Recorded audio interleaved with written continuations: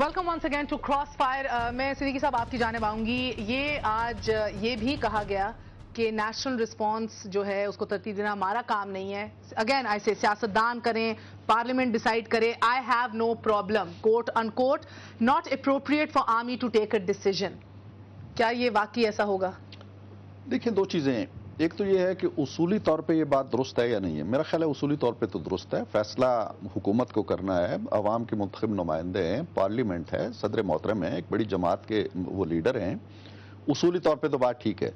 अमली तौर पे अगर पाकिस्तान की पूरी हिस्ट्री को मद्देनजर रखें तो शायद ये बात एक ख्वाब लगती है कि ये फैसले पार्लियामेंट की सतह पे होंगे। फौज को भी मालूम है कि फैसले कहाँ होते हैं, कैसे होते हैं, सेंसिटिविटीज़ क्या होती हैं। नेशनल इंटरेस्ट जब हमारे पास आता है तो उसकी शक्ल कुछ और हो जाती है, उसकी निगहबानी। आपको क्या लगता है पार्लियामेंट की विल नहीं है? नहीं, पॉलिटिकल विल नहीं है। एक चीज ज़हन में रखिए, पार्लियामेंट की विल की बात नहीं है। हमारे जो पास्ट के तजर्बात है ना, जो 33 साल हमारे 4 जर्नैल खा गए हैं, और हर जो आने वाला होता है उस पर खौफ तारी होता है कि न जाने मुझ पर ये कब तलवार चलेगी। ये लोग खौफजदा रहते हैं, डरे रहते हैं। आपको क्या मालूम है कि परवेज मुशर्रफ का एहतसाब क्यों नहीं कर सके? आर्टिकल 6 क्यों नहीं लागू हुआ उस पर? कैसे वो बाहर चले गए? कैसे वो हर चीज से निकल गए? कैसे कोई तहकीक व तफ्तीश का दफ्तर नहीं खुला? खौफ, ये अब भी खौफजदा हैं। इनके अंदर इतनी जुर्रत नहीं है, इतनी हिम्मत नहीं है, इतनी करेज नहीं है, इतना अज़्म नहीं है। मिसाल के तौर पर आप भूल जाइए इस सारे क्वेश्चन को जिसको हम डिस्कस कर रहे हैं। पाकिस्तान के अलावा दुनिया के जो 200 के करीब ममालिक हैं, कहीं इस तरह का वाकया हो जाए और इतने दिन गुजर जाएं, 4 दिन गुजर जाएं और कोई हलचल ना हो, कोई कुछ पता ना चले कि क्या हो रहा है। आज एक फौज ने एक बयान जारी किया है, लेकिन उसमें भी आपको कुछ नहीं मिल रहा है। तो क्या ये मुमकिन है कि किसी भी मुल्क में ऐसा वाकया हो और वो रद्द अमल हो जो हमारे यहाँ हो रहा है? कहाँ है पार्लियामेंटेरियन? आइडियली क्या रद्द अमल होना चाहिए? आप देखिए, आपने एक मोतबर खातून को बुलाया सरकारी, वो नहीं आई है।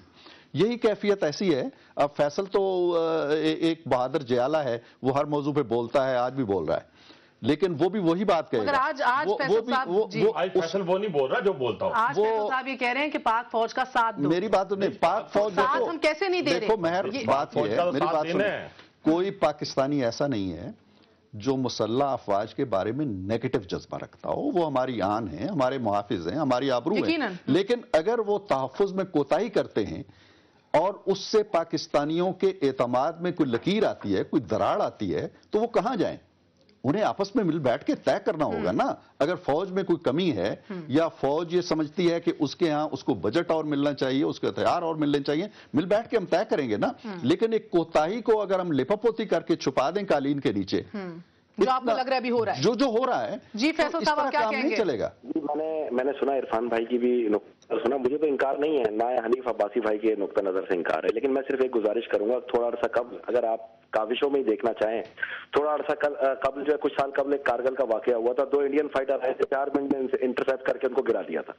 तो अफवाज की कारकर्दगी से मुझे कोई इंकार नहीं है, ना ही, लेकिन हाँ ठीक है, कहीं ना कहीं जो है कमजोरियां और जो भी मसाइल सामने आते हैं, आप कारगिल का वाकया बताते हुए इससे भी इंकार नहीं है। फोरम बना के एक वाज़ेह हिकमत अमली के तहत बताते हुए कह रहे हैं कि मुझे पाकिस्तान की कारकर्दगी से कोई इंकार नहीं। मेरे से मुत्तफिक हो जाए, आपकी बड़ी मेहरबानी। अब देखो ना, मैं कारगिल, मुझे लगा आप मजाक कर रहे हैं जी। में नमक मिलाओ और उसको अलग करके दिखा दो तो फिर मैं आप मानूंगा। आप इस वक्त ये माने कि हम पे हमला करने वाले हमारी जैसी शक्लों के लोग हैं, हमारी तरह नारे तकबीर लगाते हैं, उनमें पहचान करना, उनको निकालना, उनको छान करके उनको मारना, महर देखो, अभी काम होता है। और ये काम अभी कारगिल की बात हुई है, आपकी हुकूमतें अंजाम दे रही हैं और खुद भी खतरात के अंदर रह के अंजाम दे रही है। कारगिल की जो बात फैसल कर रहे हैं दहशतगर्द, तो ये आप माने ना कि आपके जो पार्लियामेंट का सबसे बड़ा संबल है, आपकी जमहूरियत का सबसे बड़ा संबल है, वो भी खतरे के ऊपर है। तो इसका मतलब पूरा पाकिस्तान खतरे में है। डिबेट का जाविया थोड़ा सा बदल लें फैसल साहब, डिबेट का जाविया थोड़ा सा बदल लें। इस वक्त नुक्ता सिर्फ ये नहीं कि हमारी फौज कहां पे, हम ये बिल्कुल बात नहीं करेंगे हमारी फौज कहां पे नाकाम हो गई है, ये चलो ये सवाल तो उठता रहेगा।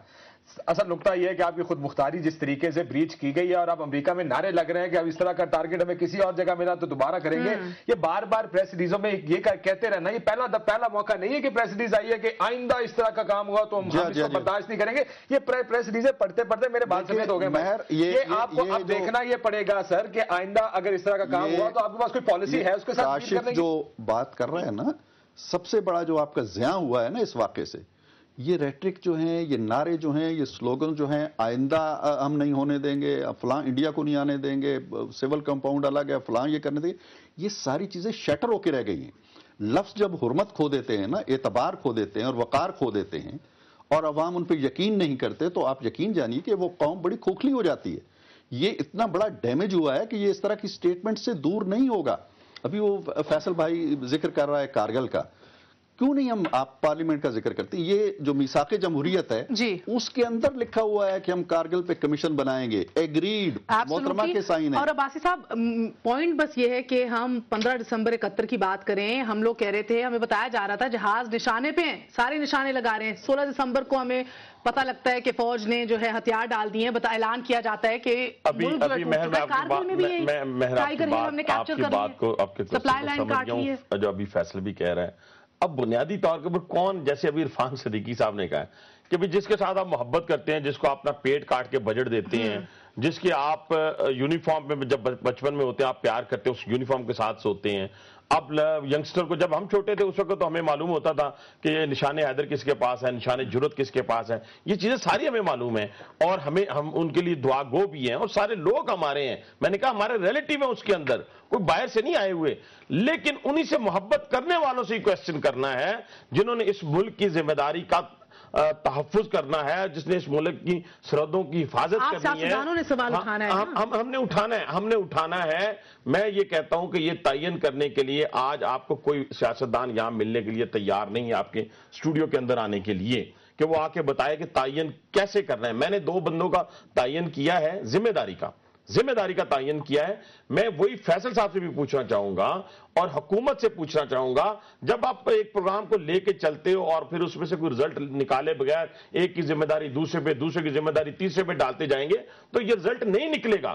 جہاں تک جتنی پارلیمنٹ کی ذمہ داری ہے، اب پارلیمنٹ کا اجلاس ہوگا، اس میں آوازیں اٹھیں گی، اس میں اسی طریقے سے اگر آواز اٹھتی ہے، تقریر ہوگی، رکھ دیں گے جی آپ 4 دن اس کے اوپر بحث کریں. 4 دن کے بعد جو کنکلوڈ ہوگا اس کو امپلیمنٹ کون کرے گا؟ حمود الرحمان کمیشن دب گئی، کارگل کی کمیشن کوئی بنی نہیں، کچھ سامنے آیا نہیں. اب 3 اپریل 2011 بھی اسی طرح دب جائے گا، کچھ بدلے گا نہیں؟ کچھ نہیں ہوگا. اگر آپ کو لگتا ہے کہ کچھ ہوگا، کچھ نہیں ہوگا. آپ صرف کارگل اور حمود الرحمان کمیشن پر مت جائیں. دیکھیں یہ پہلا موقع نہیں. کروز میزائل نواز شریف صاحب کے دور میں یہاں سے فائر ہوئے تھے پاکستان کی سرزمین کے اوپر سے ہوتے ہوئے، جب اسامہ بن لادن کو پہلی مرتبہ ٹارگٹ کیا گیا تھا اس وقت کوئی کچھ نہیں بولا.